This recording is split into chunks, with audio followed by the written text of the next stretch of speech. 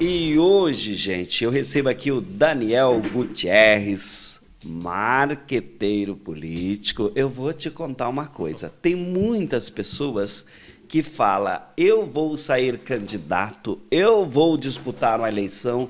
Teve muitos amigos meus nessa eleição que falaram assim, eu serei deputado, mas sem nenhum planejamento. Aí, meus amigos, é complicado, porque o candidato concentrador, para fazer conversas com as lideranças, era ele. Para fazer as divulgações nas redes sociais, era ele. Fica complicado, fica muito delicado. Hoje, o candidato, Daniel, ele não pode ser ali o cara que está em todas as pontas, né? Bom dia, seja bem-vindo aqui ao Café com Vala. Bom dia, Pedro. Prazer falar contigo. Parabéns pela iniciativa. Acho que essa é uma oportunidade boa. A gente está num processo no Brasil que é de profissionalização das campanhas. A gente torce para que pessoas novas entrem na política e muitas vezes elas acreditam que é um nicho que não é para elas. E isso não é verdade. A política é para todos e ela precisa dessa renovação, ela carece dessa renovação. Então, parabéns pela iniciativa. Eu espero que a gente aqui no nosso bate-papo a gente possa esclarecer algumas coisas para os teus ouvintes e incentivá-los a entrar na política, né? Daniel, eu, acho que 6 anos atrás, eu fui contratado por um amigo, um empresário, né? Nós fazemos aqui as pesquisas para o nosso consumo, até para saber como é que está a tendência, né? E eu fui contratado para fazer uma pesquisa para o empresário Luiz Antônio de Mandirituba, que hoje ele é o prefeito.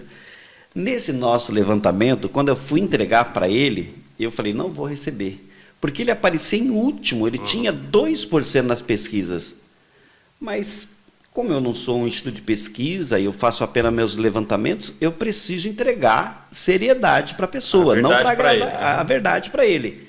Ele pegou a minha pesquisa e começou a dar risada. E falou assim, você era o prefeito de Mandirituba. Eu falei, agora que eu perdi todo o meu dinheiro mesmo, né? Porque não vou receber, o cara é louco. Daí ele falou, olha, se a sua pesquisa está certa, aqui a maioria, o número 1, é os indecisos. Tem mais de 30% que está indeciso. Eu vou atrás desse e eu vou ganhar a eleição. E ele ganhou a eleição. Esse planejamento é importante para aquela pessoa que quer entrar na vida pública? Eu diria que é fundamental. É fundamental. A questão do número, é que você está entrando num ponto mais técnico, né, Pedro? Mas é assim, o número eleitoral, a intenção de voto, normalmente ele está relacionado à lembrança que o eleitor tem de eleições passadas. Isso é normal. Ou pela notoriedade da pessoa, seja ela um artista e tal.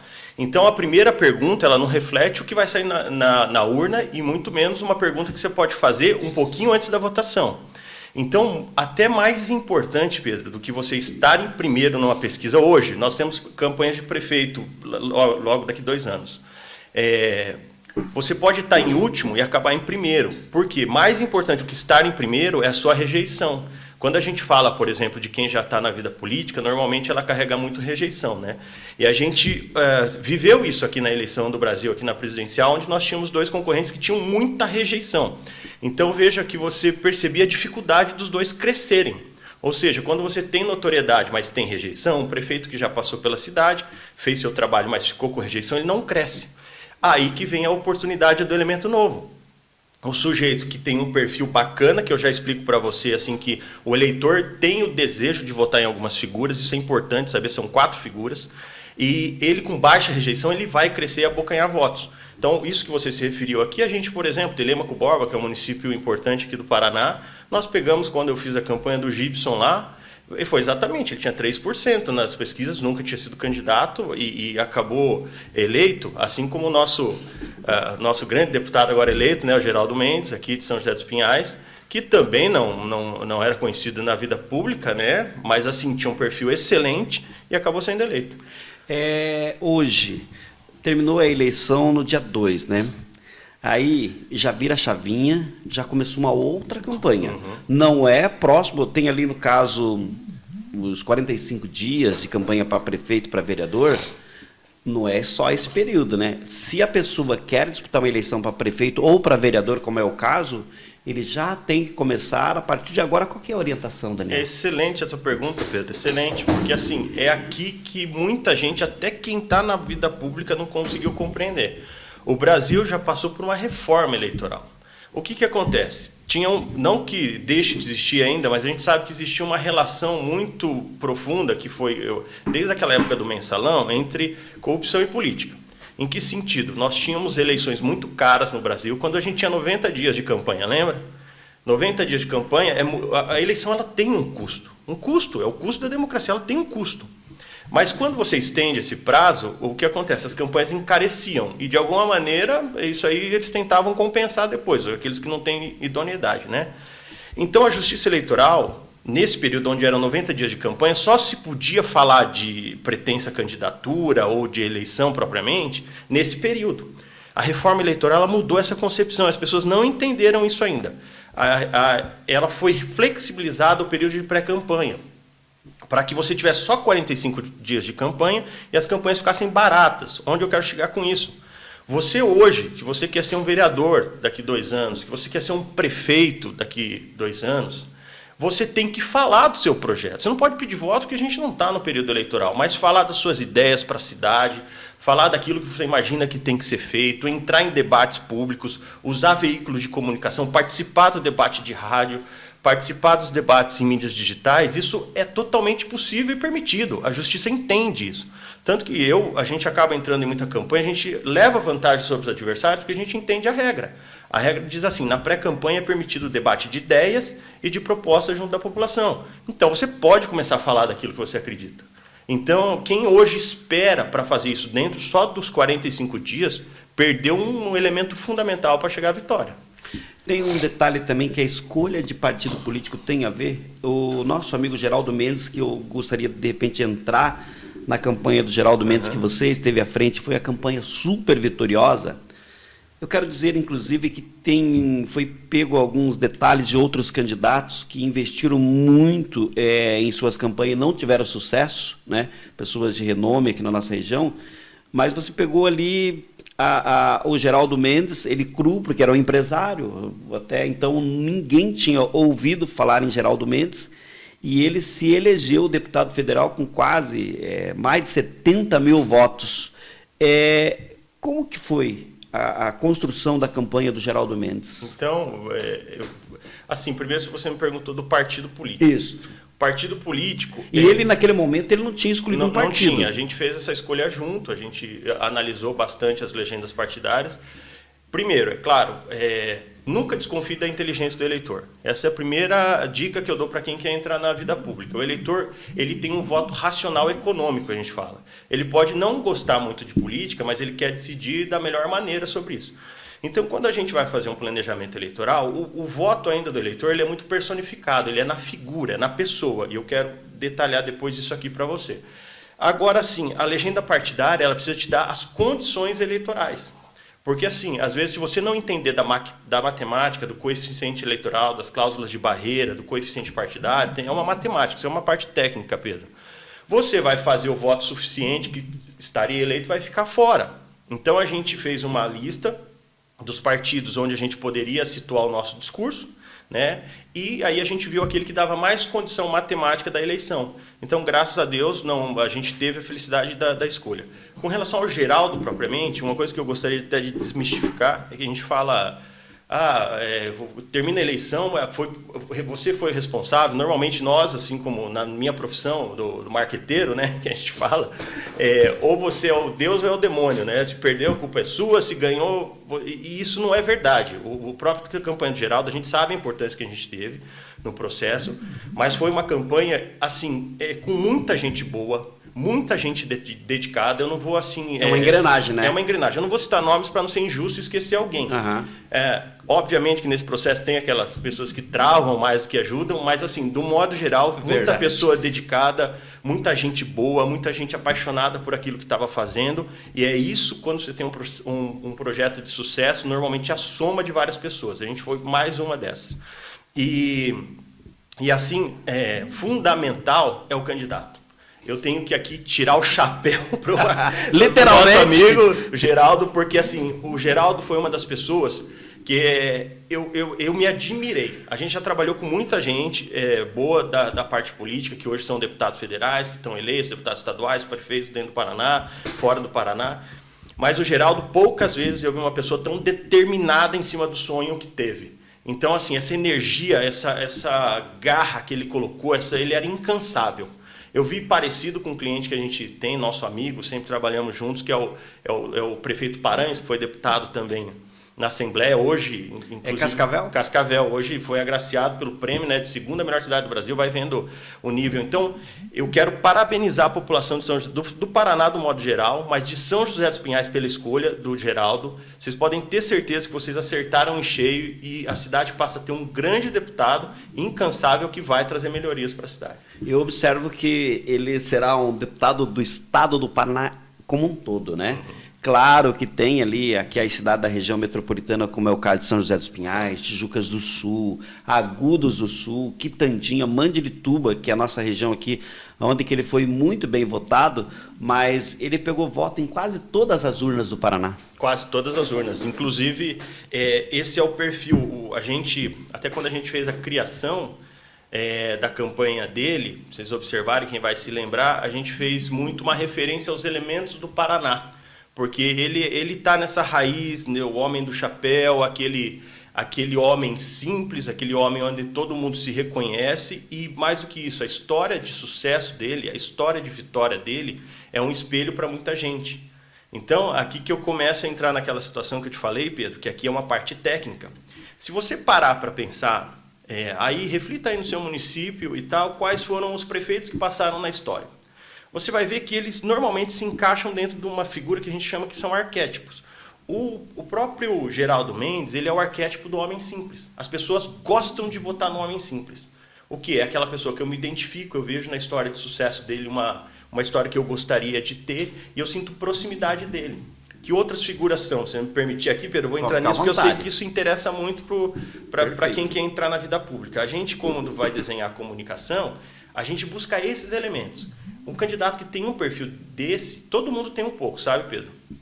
Mas quem tem um pouco mais desses elementos tende a ter sucesso na urna. Outro que a gente fala que é o herói, por exemplo.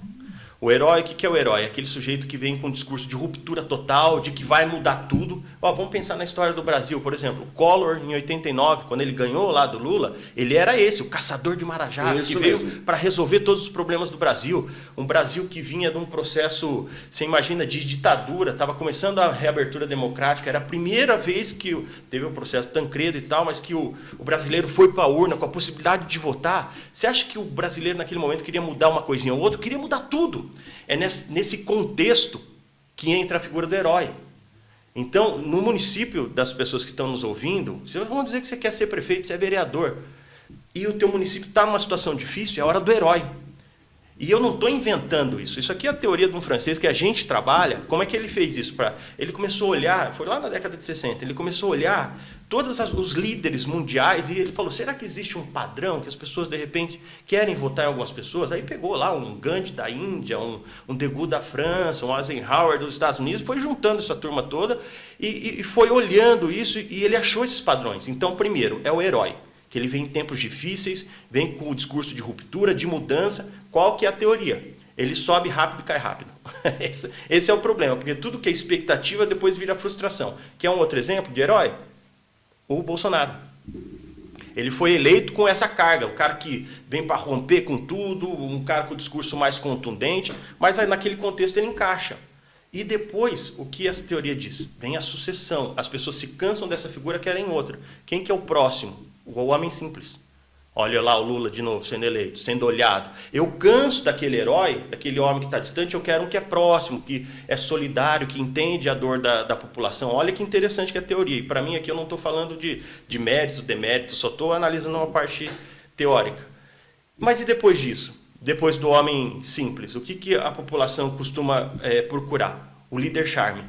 Olha que interessante, que é aquela pessoa que tem mais escolaridade, esclarecido, que vem com propostas assim de vanguardistas, de mudança, mas com uma coisa inteligente. Você vai pegar um Kennedy da vida, aqui o Beto Richa era um líder charme, aqui, mas esse também cansa depois. Aí o que a população vai querer? A quarta figura que a gente fala que é o pai. Quem que é o pai? É o sujeito com mais idade, esclarecido, o sujeito que vem para botar ordem na casa, ponderação. Então, basicamente, até a gente faz um diagnóstico interessante aqui que da sucessão do Beto Richa, só analisando o contexto, vocês se lembram que ele foi um excelente governador também, mas ele teve momentos de instabilidade, como aquela questão dos professores. Você que, como eu, acompanha bastante da política, você vai lembrar que, apesar do Osmar Dias não ter sido candidato, aquelas pesquisas já indicavam que o Osmar Dias era um dos favoritos ao pleito, porque ele era a figura do pai. Ele que substituía o líder Charme. Olha que interessante, só que ele, por algum motivo, não participou do processo. Então, é interessante vocês que têm interesse de entrar na vida pública e de concorrer, entender que existem esses padrões e é aí que a comunicação tem que se estruturar. E a pessoa, ela precisa ter uma postura, não adianta ficar em cima do muro, né, de não pegar, o PT fala muito isso de uma bandeira, perfeito, alguma coisa nesse sentido, perfeito, né? O que aconteceu? O Márcio, ele foi generoso em dizer que esse candidato gastou 300 mil reais, eu acho que ele gastou na volta de uns 2 milhões aí, né? Tem aquela coisa que declara, outra que não declara, não é legal, né, porque se cair depois lá o cara perde o mandato se ele for eleito, né, mas tem aquelas pessoas que estão do lado do candidato e o candidato confia muito nessa pessoa, delega todas as funções e, de repente, não vou contratar uma empresa de marketing porque é muito caro. Na minha humilde opinião, eu entendo que com planejamento, com organização, uma empresa de marketing vai sair muito mais em conta, porque a empresa de marketing vai dar a direção para o candidato, o que ele tem que fazer de certo e de errado, né? É isso? Sem dúvida, Pedro. Acho que caro é você investir e não levar. Isso é mesmo que fica caro, né? Assim, nesses casos que vocês colocaram aí, de certa maneira, o problema está explícito, né? O Márcio mesmo citou lá, ele perguntou, mas a função do coordenador de campanha. A premissa básica do coordenador de campanha é ele entender que ele não é o candidato. A gente vê muito esse jogo de vaidade, às vezes, na política, em que o sujeito que está coordenando uma campanha, está na função de coordenador de campanha, ele quer aparecer mais que o candidato. E aí a campanha vai ruir, porque uma campanha só tem uma estrela, que é o candidato. É para ela que os eleitores têm que olhar e é aquele trabalho que a gente tem que entender. O coordenador de campanha, a função básica dele é proteger o candidato. Isso é importante, porque assim, isso serve de dica até para quem vai sair candidato a vereador. Não seja o candidato faz tudo. Ou seja, você é o candidato que vai pedir voto, vai fazer as agendas, vai falar o discurso, vai falar o que pensa e ainda está administrando a sua campanha. Está indo atrás para ver se chegou santinho, se o jingle está pronto. Não dá certo.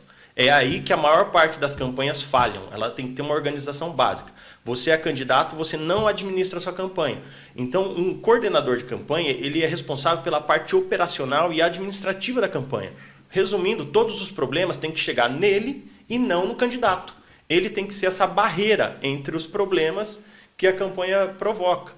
E outras coisas também, aquela coisa de muito não que tem que se dizer dentro de uma campanha, passe para o coordenador, que ele pegue a raiva de todo mundo e não o candidato. Então tem uma função estratégica, sim, mas assim, aí ela falou do candidato que insiste nisso, porque assim, Pedro, perder uma eleição não é o problema, isso faz parte. Quantas pessoas a gente viu perdendo, o próprio atual presidente foi eleito agora, o Lula perdeu campanha antes de ser eleito.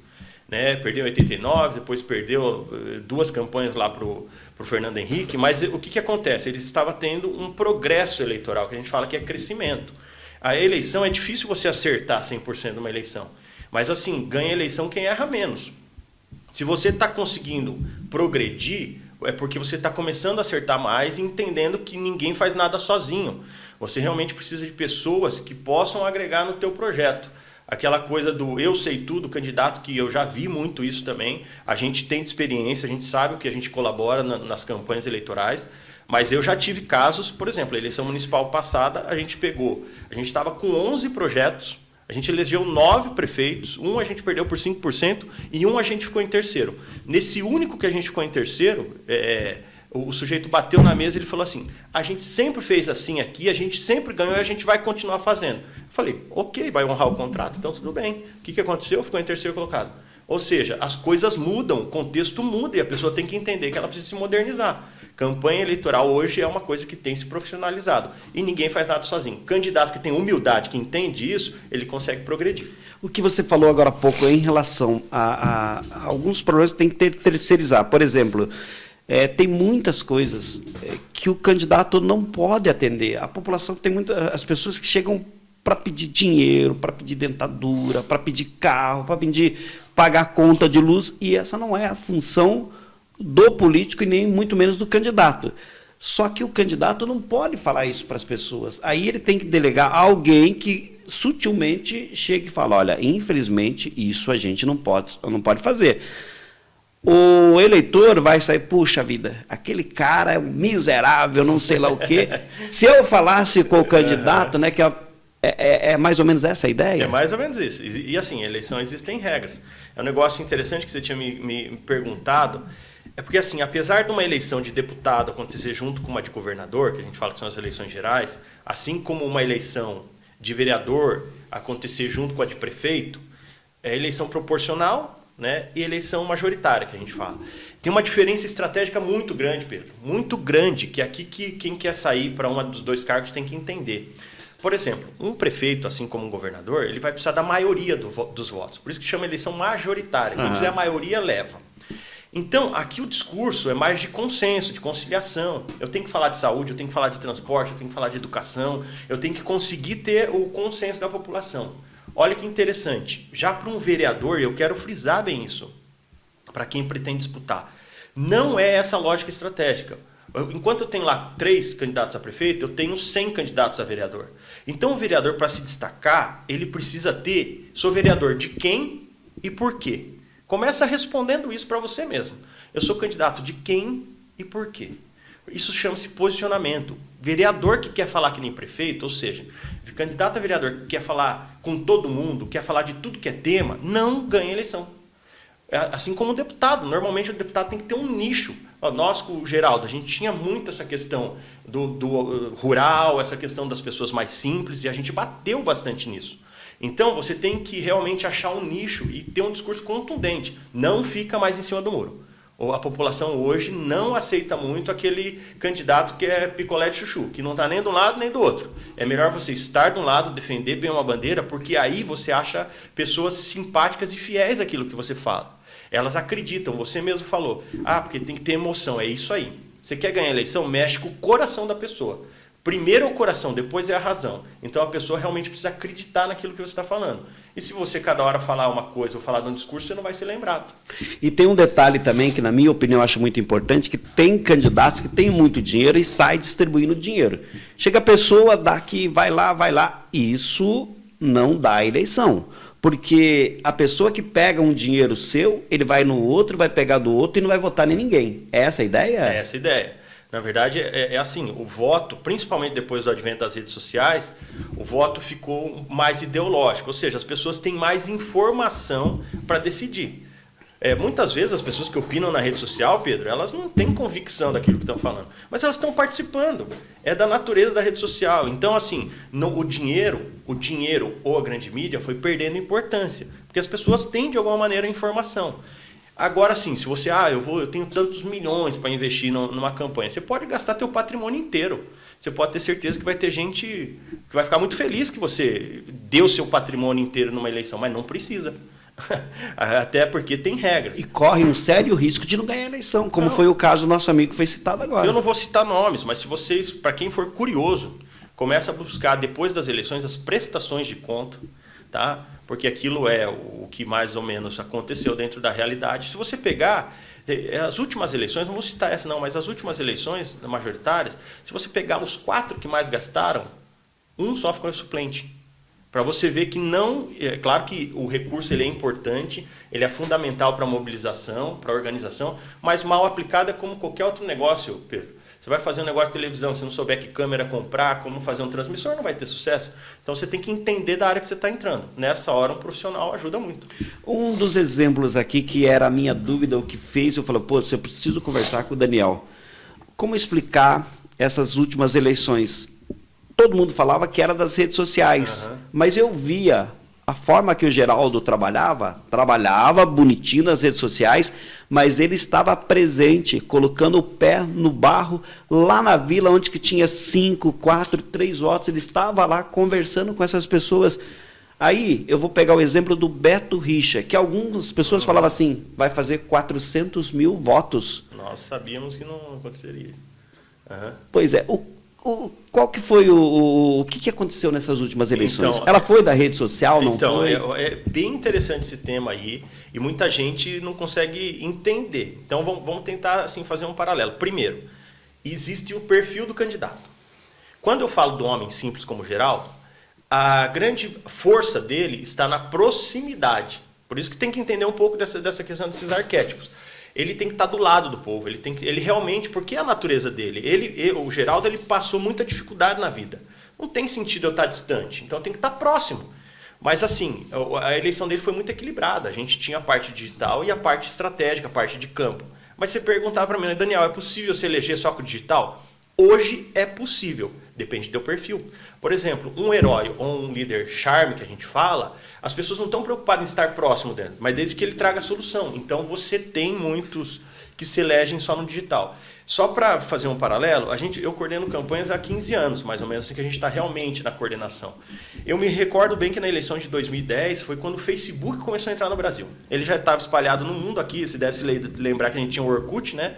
Que era uma resistência ainda ao Facebook. O Facebook tinha que mandar Covid, é bem Facebook delicado. Veio e engoliu. Assim, o Orkut foi questão de 4, 5 meses, ele derreteu. Né? Naquela época, por exemplo, o digital, ele só começava. Você fazia eu faço mais ou menos um paralelo com o que foi a entrada lá na década de 40, 50, quando a televisão entrou e existiu o rádio. É mais ou menos a mesma ideia, Pedro. Todo mundo, vai acabar o rádio, agora é só televisão, e o rádio sobreviveu e é super forte, não é? A mídia digital é a mesma ideia. O que acontece? A gente tem todos os veículos tradicionais e a rede social hoje ela é um grande instrumento de comunicação. Se você hoje falar, eu não quero fazer mídia digital, você está perdendo uma baita oportunidade. Então, hoje eu digo assim, é possível se eleger só pelo digital, dependendo onde você vai competir e qual que é o teu discurso, qual é o teu apelo. É possível se eleger só pelo digital. Mas ainda, se você quer fazer uma campanha que tenha uma chance maior de eleição, você tem que fazer de forma equilibrada. Tem que ter toda a estratégia de campo montada, de rede, de formador de opinião, e você tem que ter a estratégia digital. Tem uma coisa aqui na rede digital que tem que ter o conhecimento, né? Que não adianta você ir jogando qualquer coisa, que quando tem uma empresa de marketing por trás, eles vão orientar qual que é o material que você tem que soltar, o momento que você tem que soltar nas redes sociais, né? Sem dúvida. Assim, então, aqui que vem a rede social, tem gente que não entende isso, mas assim, você pega lá, quando o Zuckerberg bolou o Facebook, hoje, o que é o Facebook? Hoje, ninguém te falou, você é obrigado a ter uma rede social, Pedro. Você foi porque você quis. Todo mundo faz isso e esquece. Ou você entrou no mundo dele porque você quis. Você que foi lá e falou a idade que você tem, aonde você mora, o que você gosta. Você que deu essas informações. Vocês não podem esquecer que isso é um mercado. O Facebook, o Instagram, que é a empresa, a Meta, ela vende a tua informação. Ela vende a sua informação. Então, hoje, quando a gente tem uma rede social e é permitido pela Justiça Eleitoral, a gente fazer o tal do tráfego pago. Eu sei que muitos já sabem, outros não sabem o que isso significa, mas basicamente o tráfego pago é assim, eu vou colocar um recurso dentro da plataforma e eu vou falar para ela, eu quero que você entregue esse material para além da minha rede de amigos. Eu quero que você ache mulheres em São José dos Pinhais, com idade tal e tal. Ele vai lá e entrega aquele material. Então é um canhão, é uma bomba para trabalhar. Então hoje assim não tem como abdicar desse instrumento porque todo mundo tem rede social. E o brasileiro é um dos povos mundiais que mais adora investir tempo na rede social para bisbilhotar, né? Mas é aquele detalhe, né? Não, como é que é? Não entre nessa se você não tem o conhecimento, exato, né? Da causa, né? Exemplos que você estava falando aí dos heróis, no caso, Sérgio Moro e Deltan. O Deltan praticamente redes sociais. O Sérgio Moro ele fez um mix porque ele precisava realmente desbancar Álvaro Dias e outros candidatos. O Sérgio Moro, apesar das redes além das redes sociais, ele fez presencial. Ele veio aqui no Jornal Repórter com muita humildade, passou em todas as prefeituras conversando, porque você usa as duas ferramentas a seu favor, né? Sem dúvida. É aquilo que a gente falou. O Sérgio, ele entra nessa figura do herói, obviamente, só que olha que interessante, o contexto não era o contexto do herói. A gente até fala, Pedro, que assim, o que é mais importante numa campanha? É o candidato? Não, é o contexto. Quem vai fazer o bom candidato é o contexto, aquele que se encaixa. Ou seja, a gente já estava com o herói eleito, o cara que falou que ia mudar tudo e foi lá eleito. Então, o Sérgio Moro, obviamente, assim como o governador do Paraná, você pode esperar que eles são protagonistas de cenário nacional. a gente vai ver ainda só o contexto mudar, porque não tem nada mais cíclico do que a política. Ela muda, uma hora você está em cima, outra hora você está embaixo. Então, o Sérgio Moro, ele é uma figura do herói e ele tem um discurso conectado com o cenário nacional. Ele faz parte de um monte de coisa que aconteceu na história do Brasil recente. Então, com certeza, ele vai voltar a estar dentro da vitrine do cenário nacional. Ô Daniel, nós temos aqui em Fazenda Rio Grande o histórico de não reeleger vereadores. Daí você falou agora há pouco sobre o Bolsonaro, né? Porque o vereador ganhou a eleição, ele poderia entender que a partir do primeiro dia ele poderia estar fazendo campanha.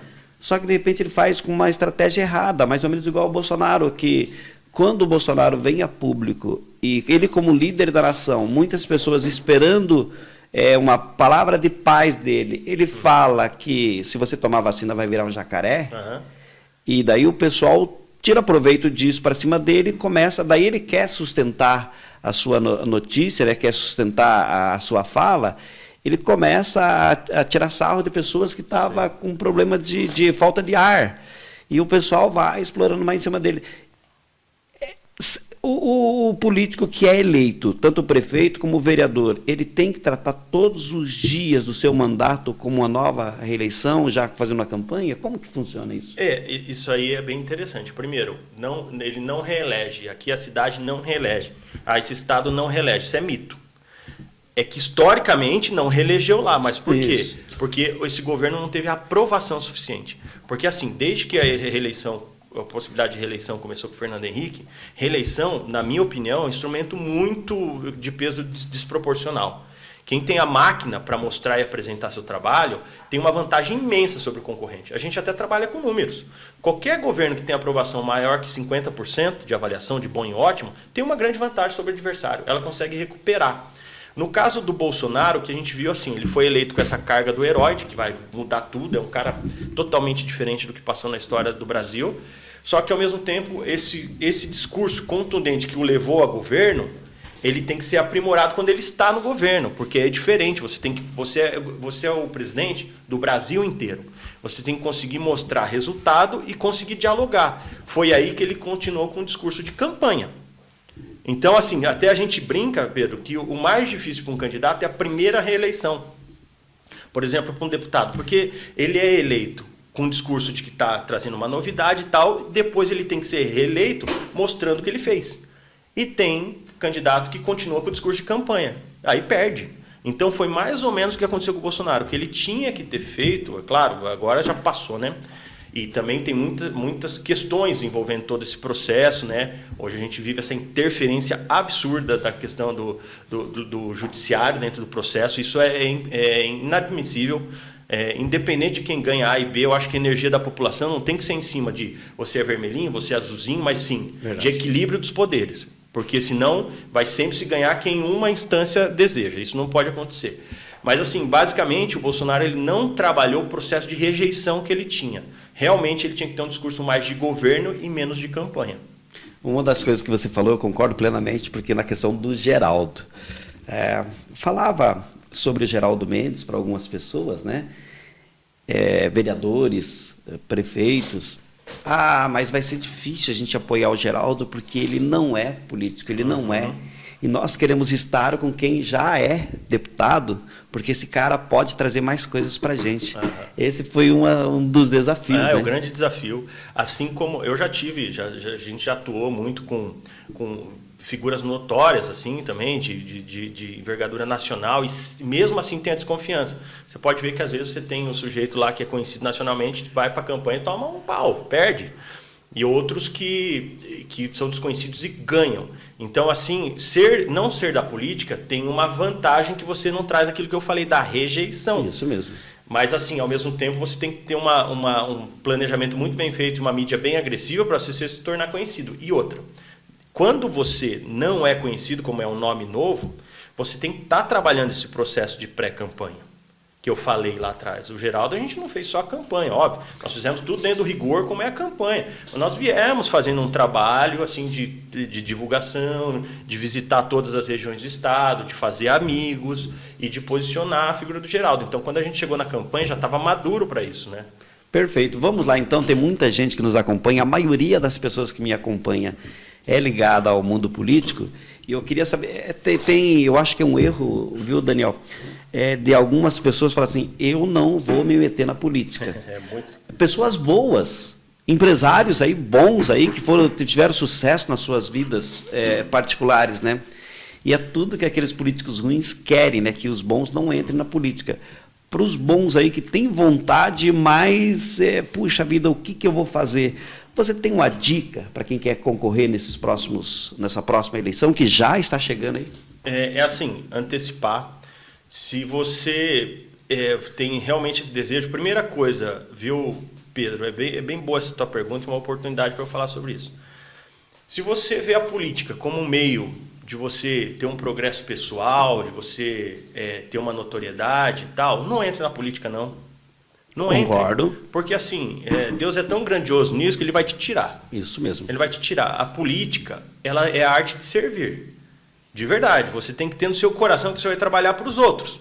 Você vai trabalhar para a população. Quando você tem essa verdade no coração, que foi isso que eu falei para você, não desconfie da inteligência do eleitor. Eu, como marqueteiro, eu não invento as coisas. Eu vou lá e potencializo o que o meu candidato tem de melhor. E dá o caminho. Mas então eu tenho que sentir onde que está a verdade dentro do coração dele. Porque aí eu consigo transmitir isso em vídeo, em digital, em discurso, em planejamento, para motivar as pessoas a estarem juntas. Então, fundamentalmente, se você tem isso no coração, que você sabe que vai servir, vai melhorar, vai deixar um legado, porque deixa mesmo, a vida é muito passageira e você deixa um legado, entre na política. Quando essa decisão já está tomada, que eu acho que é fundamental, aí assim, decidiu fazer isso, se planeja. Entenda o que eu estou dizendo aqui, que a eleição não é de 45 dias. Um bom projeto político, prefeito, deputado, é 1 ano. Ah, mas vou gastar 1 ano. Não estou falando em gastar 1 ano, estou falando em se organizar. Planejamento. Eu faço um planejamento de 12 meses. Eu sento com o meu cliente, a gente faz um plano de 12 meses. E como que a gente tem que estar em cada mês até a gente chegar ao processo da eleição. E qual que é a importância dessa pré-campanha? Ela é fundamental. Ela é fundamental e eu digo mais, assim, a gente está falando no veículo de comunicação, que acaba acendendo alerta para muitas pessoas, mas ela é, hoje, determinante. Ela é a grande vantagem, porque é o que as pessoas não entenderam da questão da justiça eleitoral. Está flexibilizado. Eu vou dar um exemplo prático que a gente faz. A gente vai chegar no ano eleitoral, eu normalmente costumo fazer, eu cada hora dou um nome, né? Mas assim, eu vou ser candidato, não vou falar cidades, porque é melhor a gente ter um resguardo disso. Mas eu vou lá, vamos dizer que fosse o município X, tá? Eu pego no ano eleitoral, antes de começar a eleição, eu lanço, por exemplo, uma campanha assim, ideias para o município X. Ou seja, eu convido a população, eu faço lá um quiosquezinho, faço mídia digital, abro canais para interação com as pessoas, e o meu candidato ele começa a fazer o trabalho. Começa no corpo a corpo, levar isso, ouvir a população, formar rede de formadores de opinião. Isso é fundamental. Também acho. O voto, aí quando você faz isso, o teu nome já está ventilado. E outra, o princípio das coisas, se você quer ter uma boa campanha, entenda o que está acontecendo na cidade. Você tem que ter informação. Aquela coisa de vou fazer um plano de governo porque eu acho isso, isso, isso. Vai lá e pergunta primeiro. Já cansei de botar pesquisa, Pedro, que você vai lá e você pergunta para a população. É saúde, educação, o que vocês mais precisam aqui? Deixa uma parte aberta. A pessoa fala, eu preciso de um ponto de ônibus. Não é nem saúde nem educação, tem posto, não está tendo fila, mas é um ponto de ônibus. Se você não perguntar, você não vai saber o que a população precisa. Então, esse é o princípio básico. Com um planejamento, né, você não precisa ter medo das pesquisas, porque se abrir uma pesquisa agora, é claro que aquele que está na política, né, que está fazendo, o nome dele tem a aparecer mais forte. Mas, de repente, tem aqueles líderes lá, um dono de um supermercado que é uma pessoa boa, toda a população gosta, um farmacêutico, de repente um enfermeiro, um motorista de uma ambulância, alguma coisa nesse sentido, que toda a população gosta dessa pessoa. Ele também tem que se planejar ou ele pode contar só com a sorte? Falar, não, o povo gosta de mim, eu não preciso... Não, tem que se planejar, é igual para todos. Ele só tem que entender isso, essa pergunta é muito boa, a gente não pode ficar falando tudo que a gente faz, mas assim, isso é uma estratégia, inclusive. Eu vou dar um exemplo, se você andar numa rua da cidade, se você fizer a pergunta é o seguinte, quem que aqui no bairro ou na rua aqui que ajuda todo mundo quando tem um problema e tal? Vamos falar assim, é o Silas. Eu vou dar um exemplo aqui. Aí depois vão falar 4, 5 nomes, daqui a pouco é o Silas. Vai mais 4, 5 casos para frente, é o Silas. Esse cara não é da política. Esse sujeito não tá assim, preocupado em ter carreira política. Mas ele tem no coração dele aquilo que eu falei, que é o princípio da política, que é ajudar as pessoas, polis, cidade. Então, o que acontece? Para o bom político, você primeiro tem que fazer um mapa. Você tem que identificar essas pessoas que são formadores de opinião, que os outros recorrem a ele. Chega nesse Silas e pergunta assim, Silas, o negócio é o seguinte, eu quero ser candidato aqui a prefeito, mas eu não quero fazer isso sem ter as pessoas que realmente se envolvem na cidade. Você não quer fazer parte do meu projeto, ajudar na formulação do plano de governo e trabalhar comigo? Pouquíssimas pessoas fazem isso. Quando você identifica essas pessoas e faz uma rede dessas pessoas, tua campanha já está organizada. Nós fizemos isso com o Geraldo, fizemos isso, sempre fazemos isso com o projeto. Eu até brinco quando eu chego num projeto municipal. Vamos começar o trabalho? Vamos fazer a lista dos 100. Mas o que é essa lista dos 100? Lista dos 100 nomes de pessoas que são formadores de opinião dentro do município. Vai falar com as 100 primeiro. Não vai falar nada de campanha. Primeiro você vai falar com as 100 pessoas.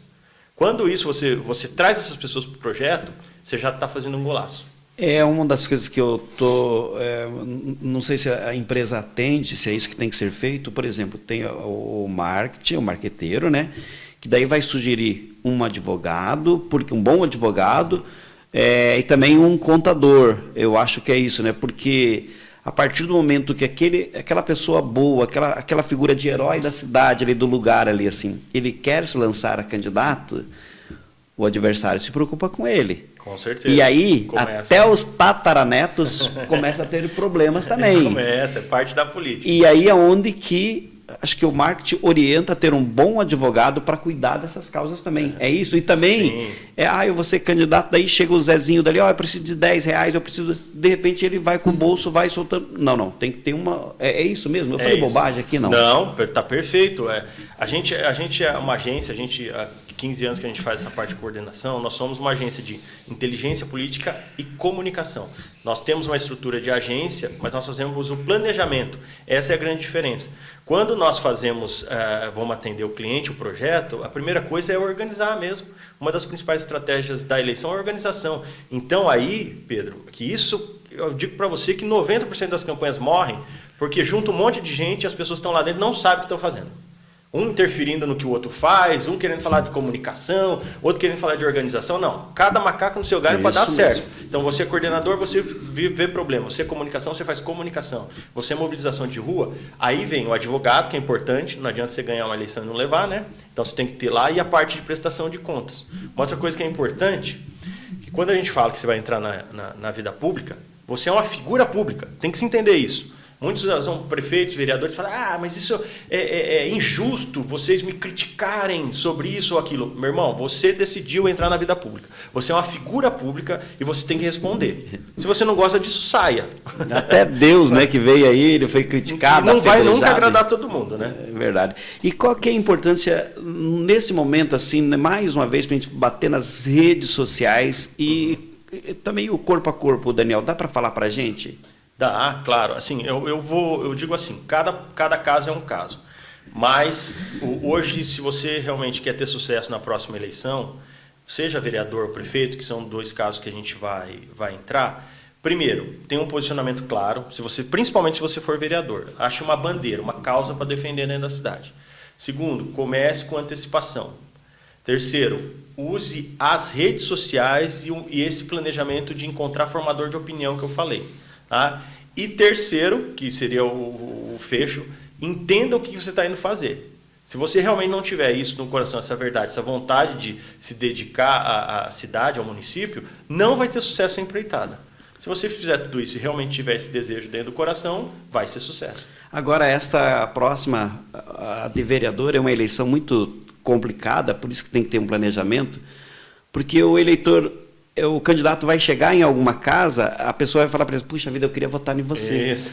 Mas o meu irmão é candidato também. Por isso que tem que ter uma estratégia bem sólida, né? A eleição de vereador, Pedro, olha que interessante isso.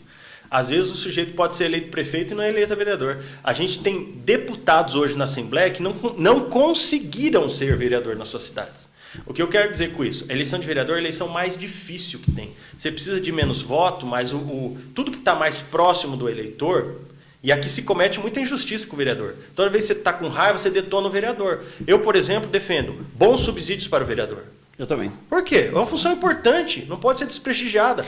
Você vai pagar. Quando você fala em pagar, por exemplo, salário mínimo para o vereador, olha só que interessante. Você está dizendo que a pessoa, para ser vereadora, ela tem que ter a vida ganha. Que ela não precisa dedicar tanto tempo àquilo. E é a coisa mais fundamental para o município. Então ele tem que ser bem remunerado para dedicar tempo àquilo. Senão nós vamos ter uma Câmara elitizada, de pessoas que não precisam do subsídio para viver. Você não precisa de salário e dinheiro para manter seu negócio. Isso é comum, todo mundo precisa. Então eu vejo assim, o voto do vereador é o voto mais difícil porque está do lado. Às vezes você vai pedir o voto, realmente tem um parente, uma rede que chega próximo. O voto do deputado está mais distante da população. Então, se você for qual o voto mais difícil assim, dentro da eleição proporcional? É o do vereador. Depois é do deputado estadual. Depois é do deputado federal. É mais fácil fazer voto para deputado federal do que para estadual. É mais fácil fazer voto para senador do que para vereador, do que para deputado estadual e federal. Quanto mais distante você está do eleitor, mais fácil é o voto. Então, essa é a lógica. É assim, é realmente fazer esse planejamento com antecipação e entender que a regra permite você começar a trabalhar antes. Ô Daniel, eu concordei com você que eu acho que o vereador tem que ser muito bem remunerado por alguns fatores. Primeiro, ele tem que ter a independência para trabalhar. E aonde que o vereador não é bem remunerado, ele vai fazer esquema com o prefeito. Ele vai pedir para empregar um irmão, um parente, uma tia, uma esposa, um amante, alguma coisa nesse sentido, e o trabalho dele vai estar comprometido. Ontem o vereador Julinho do Pesque falou aqui que ele defende, né, que aqui em Fazenda Rio Grande tem 13 vereadores, cada vereador pudesse ter um carro à disposição dele para poder fazer o trabalho. Aí a população fala assim, não, é ruim, vai ter gastos, que não precisa, que não sei lá o quê. Só que isso faz com que o vereador ele se aproxime da prefeitura, do prefeito, e a independência dele vai se perder. É difícil conversar isso com a população, porque a população não Mas entende. Tem que ser conversado, Pedro. É assim, aquilo que eu falei. A maior parte das situações, elas são tratadas de maneira muito rasa, até na rede social. E não tem outro jeito, você tem que chegar e falar sobre aquilo para a pessoa refletir. A gente fala aqui até em técnica de comunicação, é associação ou dissociação. Você acredita numa coisa até que alguém vem te dar mais elementos para você refletir sobre aquilo. Não tem vergonha nenhuma em você amadurecer aquilo que você pensa. O que acontece? A função do vereador, quando cai uma ponte, tem uma enchente agora, somos todos solidários ao que está acontecendo aqui no Brasil, no Paraná, a primeira pessoa que você vai bater é no vereador. Você às vezes sabe de trás para frente o CPF dele, a gente até brinca, é verdade. Isso mesmo. Você não vai bater no deputado nem no senador que está distante, as pessoas vivem no município. Então a função do vereador é uma função muito importante, ela tem que ser valorizada. Não estou aqui dizendo que todos os vereadores são bons, eu não estou dizendo isso. Está ruim, troca na eleição, mas a função da vereança é importante. E é isso mesmo, até por isso que a gente tem a discussão da emenda impositiva. O que é emenda impositiva? Que uma parte do orçamento do município o vereador possa fazer diretamente a destinação. Isso é legal. Para não ficar refém daquilo que a prefeitura quer fazer. O vereador, às vezes, é eleito por um bairro, por uma causa lá, e às vezes ele tem que ficar pedindo favor, fazendo indicação para a prefeitura, quando, na verdade, ele poderia destinar uma parte do orçamento. Então, se a população quer hoje melhorar a sociedade, ela tem que entender que isso passa pela Câmara de Vereadores. E câmaras fortes e representantes com condições de trabalhar. E isso também começa pelo subsídio. As pessoas que querem se eleger aí, eles têm que começar agora a se organizar. Eu queria que você falasse um pouquinho da sua agência, eu queria que você deixasse os seus contatos aí, e aí as pessoas que estão nos acompanhando, de repente, podem tirar aquilo da cabeça. Mas um marqueteiro é muito caro. Na minha opinião, bem planejado, vai ficar muito mais em conta do que os valores que as pessoas gastaram aí na campanha dessa última eleição. Todo projeto que a gente pega, em média, a gente tem uma economia de 30%, 40% do que era previsto, porque a gente entende... Se paga. Se paga, mas com certeza que não bom, enfim, é o testemunho de quem já fez esse processo. Sim. Então, assim, eu te agradeço o espaço. Assim, claro que nós temos uma frente comercial, esse é o nosso negócio, Mas eu espero aqui dentro dessa oportunidade também ter passado algumas orientações para que as pessoas realmente se estimulem e entrem na política. A política precisa de nomes novos e que assim não seja uma aventura de derrota, mas sim de vitória, porque também muita coisa é técnica. A nossa agência é uma agência que tem já uma consolidação no mercado, a gente atua em diversas... Já fizemos campanha de tudo, deputado estadual, federal, governador, já fizemos prefeito, dezenas de vereadores. Então a gente pode colaborar muito com quem tiver esse interesse de profissionalizar um pouco mais a campanha e ficamos à disposição. Posso passar aqui o telefone? Pode ficar à vontade. Meu telefone mesmo, que é o 41 99969 4978. 41 99969 4978. Pode me chamar diretamente, Pedro. Converso com as pessoas, a gente orienta, todos convidados a fazer uma visita lá na agência. A gente, obviamente que a gente faz também a comunicação de governo, né, de parlamentares, a gente atende deputados, atende a questão das comunicações de prefeitura, institucional, e estamos abertos aí para quem tiver interesse em conhecer o nosso trabalho. Ô Daniel, quero mandar um abraço aqui ao vereador de Curitiba, o Mauro Bobato. Esse não precisa de marqueteiro, porque ele mora aqui no Pará. Aí ele passa na casa de todo mundo, inclusive ele empresta açúcar pra gente aqui quando acabou o nosso café, né? Dos bons. Mas é um grande amigo aqui, o Mauro Bobato, sempre nos acompanhando aqui. Foi uma honra te receber aqui. Eu gostaria, inclusive, na sequência, né, se a gente pudesse fazer um segundo round, sem alguma dúvida, coisa nesse Pedro. sentido, porque a gente acaba ajudando essas pessoas boas. Tem muitas pessoas boas que querem entrar na política, mas tem aquele medo. Ah, será que eu vou entrar? Daí gasta errado. Não, esse é o problema. Não tenha medo. Eu digo para você, não, com planejamento a campanha ela é barata. E assim, eu fico à disposição também. É interessante você juntar sempre questões, perguntas. A gente vem para um segundo round aí, a gente pega essas dúvidas e vamos ampliando esse bate-bola aí, incentivando as pessoas a entrarem na política.